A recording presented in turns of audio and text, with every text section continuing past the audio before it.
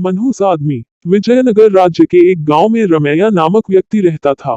गांव के सभी लोग उसे मनहूस मानते थे। उनका मानना था कि यदि सुबह उठकर किसी ने सबसे पहले रमैया का चेहरा देख लिया तो उसे पूरे दिन भोजन नसीब नहीं होगा। जब यह बात महाराज कृष्णदेव राय तक पहुंची तो उन्होंने इसकी वास्तविकता जानने का निर्णय लिया।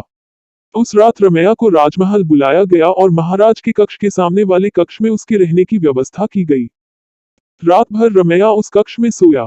अगली सुबह महाराज कृष्णदेव सीधे रमैया के कक्ष में गए और उसका चेहरा देखा। दिन का प्रारंभ रमैया का चेहरा देखने के बाद अब महाराज को देखना था कि उनका दिन कैसा गुजरता है। उस दिन दरबार में जाने के पूर्व वे भोजन के लिए बैठे ही थे कि उन्हें तुरंत किसी आवश्यक मंत्रणा हेतु बुलवा लिया गया। वे बिना भोजन करे ही दरबार चले गए। दरबार की कार्यवाही जो प्रारंभ हुई तो देर रात तक चलती रही। दरबार की कार्यवाही समाप्त होते तक महाराज कृष्णदेव राय को जोरों की भूख लगाई थी। जब उन्हें भोजन परोसा गया तो उन्होंने देखा कि उनकी थाली पर मक्खी बैठी हुई है। उन्होंने भोजन छोड़ दिया और अपने शयन कक्ष चले गए।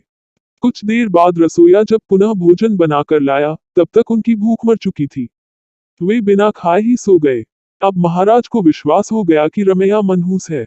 उन्होंने उसे फांसी पर चढ़ा देने का आदेश दे दिया। रमैया की फांसी की बात जब उसकी पत्नी तक पहुंची तो वह रोते रोते तेनालीराम के पास गई और उससे सहायता की गुहार लगाई। तेनालीराम ने उसे आश्वासन देकर घर भिजवा दिया। अगली सुबह जब सैनिक रमैया को फांसी पर लटकाने ले जा रहे थे तो रास्ते में उनकी भेंट तेनालीराम से हुई। तेनालीराम ने रमैया के कान में कुछ कहा और चला गया। इधर फांसी गृह पहुंचने के बाद सैनिकों ने रमैया से उसकी अंतिम इच्छा पूछी। रमैया ने कहा कि मैं महाराज को एक संदेश भिजवाना चाहता हूं। एक सैनिक द्वारा वह संदेश महाराज तक पहुंचाया गया। संदेश इस प्रकार था, महाराज, सुबह सबसे पहले मेरा चेहरा देखने से किसी को पूरे दिन भोजन नसीब नहीं होता, लेकिन महाराज आपका मुंह देखने पर तो जीवन से हाथ धोना पड़ता है। बताए ऐसे में ज्यादा मनहूस कौन है।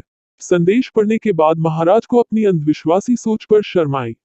उन्होंने सैनिकों से कहकर रमैया को बुलवाया और पूछा कि उसे ऐसा संदेश भेजने का परामर्श किसने दिया था। रमैया ने तेनालीराम का नाम लिया।